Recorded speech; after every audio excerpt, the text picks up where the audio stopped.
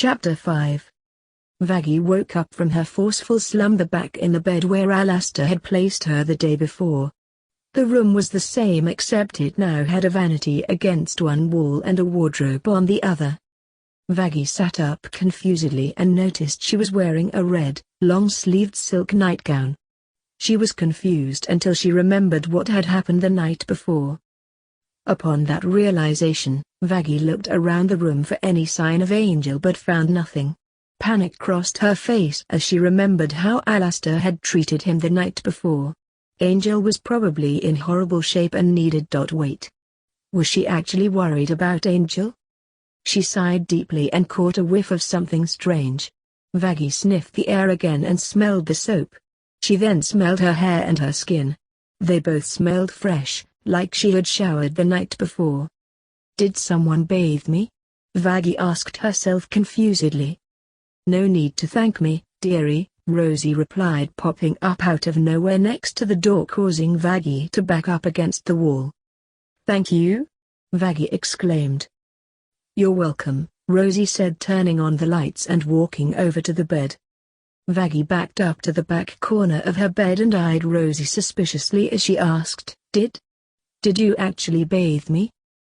Of course, I did, dear, Rosie replied disgustfully, stopping right next to the bed. I cleaned your teeth and changed you into clean clothes, too. Alastor didn't want you going to bed all dirty and smelly. But, as you know, he's too much of a gentleman to see you in nature before you two are properly married, so he asked me to prepare you for bed myself. Isn't he thoughtful? Yeah, I'm so fucking grateful, Vaggie retorted. Where is Angel? Oh, don't worry your pretty little head about him, dearie, Rosie said dismissively. He's just fine. How about you? Are you hungry? Does it matter? Vaggie asked suspiciously. So full of questions, Rosie replied bemusedly. Alastor has requested your presence for lunch. Vaggie froze for a moment in brief shock. She had been asleep for over 12 hours. Oh, and dearie, Rosie said, crawling on the bed to get Vaggie's attention until she was close enough to brandish a knife in her face. That's not a request. That's an order. Rosie grabbed Vaggie's hand, pulled her off the bed, and shoved her in the bathroom. Hey! Vaggie snapped. Do your business, clean your teeth, wash your face, put on deodorant, and do whatever it is you people do to get yourself looking more presentable, Rosie ordered. I'll be waiting out here to assist you when you finish. Vaggie tried jiggling the handle, but the door would not budge. So reluctantly, she turned around and began getting ready for the day while figuring out a better plan. However, Vaggie soon began to realize she was not alone. It began when she flushed the toilet and thought she heard a moan in the room on the other side of the wall. Vaggie paused to listen as much as she could, but she couldn't hear over the sound of the plumbing. Vaggie turned away to finish getting ready while waiting for the noise to die down. She washed her hands, washed her face, brushed her teeth, put on her deodorant, and brushed her hair as slowly as she could. Eventually, her patience paid off. As Vaggie finished brushing her hair, she heard a weak voice call out to her on the other side of the wall. Vaggie? The voice loudly whispered. Vaggie? Are you there? Vaggie froze in surprise as she realized that the tired voice was Angel's. He was usually so annoyingly energetic, but now, he sounded so exhausted. What had they been doing to him all night? Angel? Vaggie loudly whispered back while placing her ear against the wall. Angel? Is that you? Yeah, Angel said in relief. Thank God. Vaggie, we don't have much time. I can hear her coming back. Oh, no. A door in Angel's room slammed open and Vaggie could hear Angel struggling against chains. Oh, sweetie, Rosie's sickly sweet voice bled through the wall as she walked briskly to Angel's bed. Why are you making so much noise? Do you need to be changed again? Do you want to change me, doll? Angel asked playfully. Oh, Angel, you're so charming, but I can't let you bother your next-door neighbor, Rosie replied. Vaggie heard Angel struggling against his restraints as Rosie seemed to climb on top of him and gag him. MMPH. Angel yelled through his gag. There, that's better, Rosie said happily exiting the room.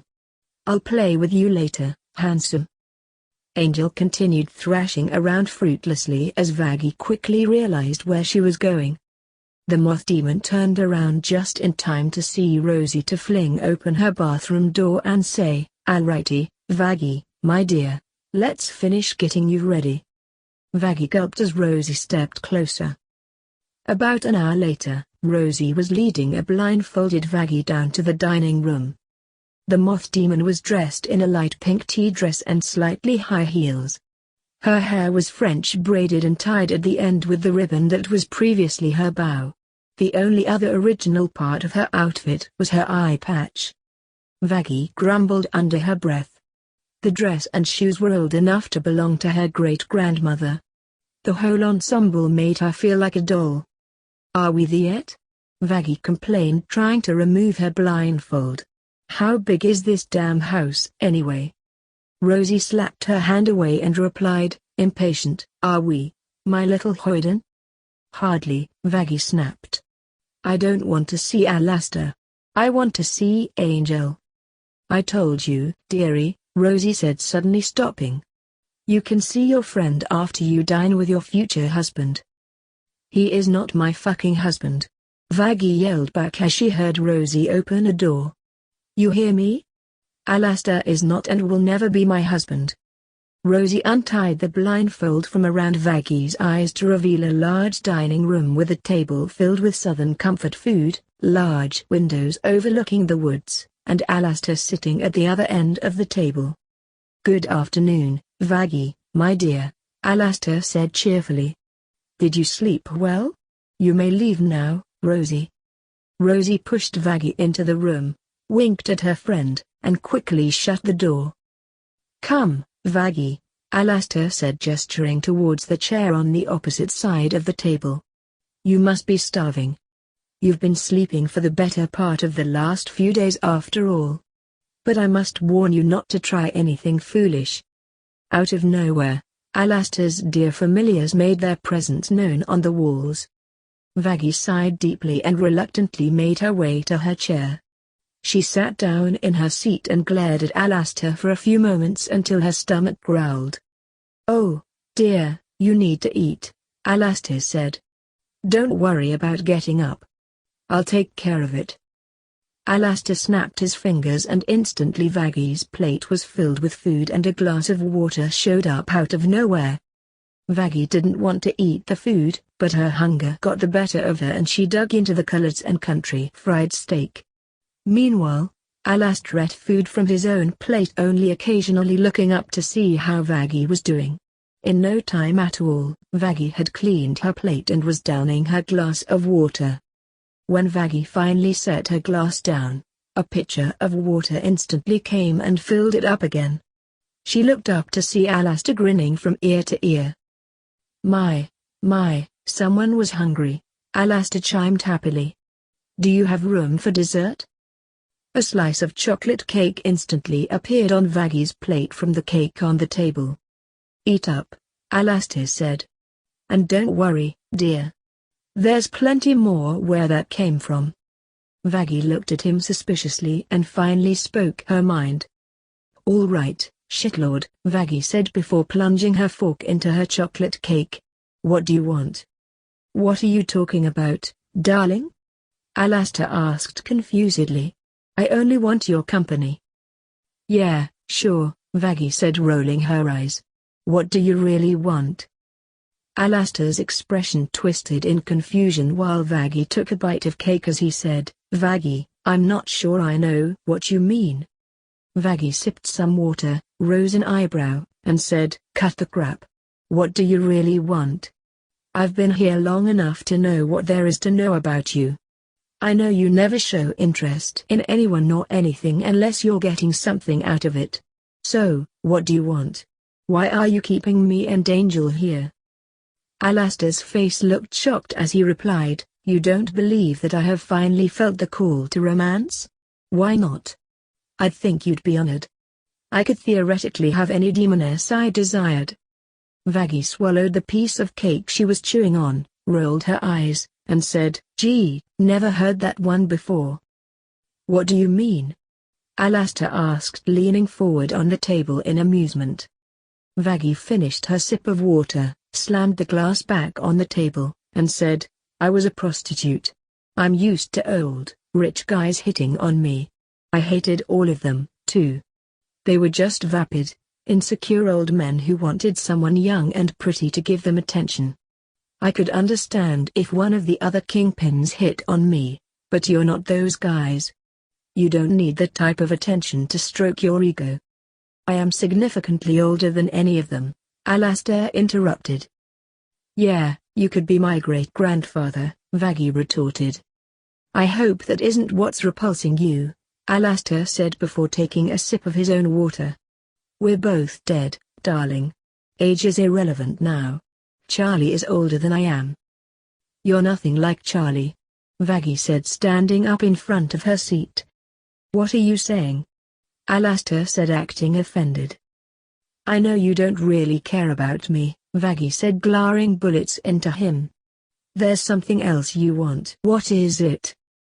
Alastor's face fell in absolute shock. It was an unusual expression for a face that was so used to smiling. "I'm shocked," Alastor said, dramatically leaning backwards. "You don't think I love you? How can you accuse me so?" "I'm not an idiot," Vaggie said, narrowing her eye. "Besides, if you did, you would have proved it already." When Alastor didn't respond, Vaggie took it as a victory. She sat back down and continued eating her cake and drinking her water in a silence that Vaggie welcomed. Alastor sat there staring at his plate in contemplation. He didn't even lift his head when Vaggie stood up. "The meal was nice, but now, Angel and I must be leaving," Vaggie said quietly. "I'd say it has been fun, but that would be a lie." Vaggie quickly but quietly walked away from the table and looked back, but Alastor still wasn't looking up. By the time she had reached the door, Vaggie had begun to think she could possibly escape unscathed. Unfortunately, when Vaggie reached for the door, she felt herself being turned around and held in a tight embrace. It was Alastor, looking both more determined and more unsure than Vaggie had ever seen him in the time they knew each other. "Alastor, what are you?" Vaggie started to ask before Alastor put a finger on her lips to silence her, put one hand on her back and another on her head, leaned in, and locked his lips with hers. Vaggie froze in absolute terror as Alastor made out with her. She tried pulling her head away, but he swiftly picked her up, telekinetically cleared some place on the table, sat her on top of it, and continued his kissing while holding her hands. When Vaggie tried to pull away again, Alastor only laid her down on the table, climbed on top of her, and moved on to sucking her neck while using his hands to hold her head in place. Vaggie felt a chill run through her as she realized just how obsessed Alastor was with her. This situation was worse than she thought. She started feeling around for something she could use to get Alastor off her. Vaggie let out an involuntary whimper as Alastor took a break from his kissing and said with his face less no more than an inch away from hers, "Women are made to bear, and so are you. Do you believe me now, Vaggie? You should. I may be no expert on lovemaking, but I do believe that hickeys are a man's way of marking what is his." Vaggie's wandering hand finally found just what it was looking for. "If that's the case," Alastor said, nuzzling his face against hers like a deer, "you're all mine." Vaggie took the opportunity to plunge the steak knife she was wielding straight into Alastor's skull. The radio demon was immediately visually disoriented. He backed off Vaggie and into the chair she was sitting in, knocking the chair over and tripping backwards over it. Vaggie took this opportunity to jump off the table and dash out of the room. As soon as she left, Alastor pulled the knife out of his head, rubbed his healing head, and said to himself, "Oh, dear. I may have been a bit too forward." I'm glad you enjoyed that video/gameplay. Just remember to hit that like button, subscribe to the channel, and leave a comment down below. Until next time, goodbye!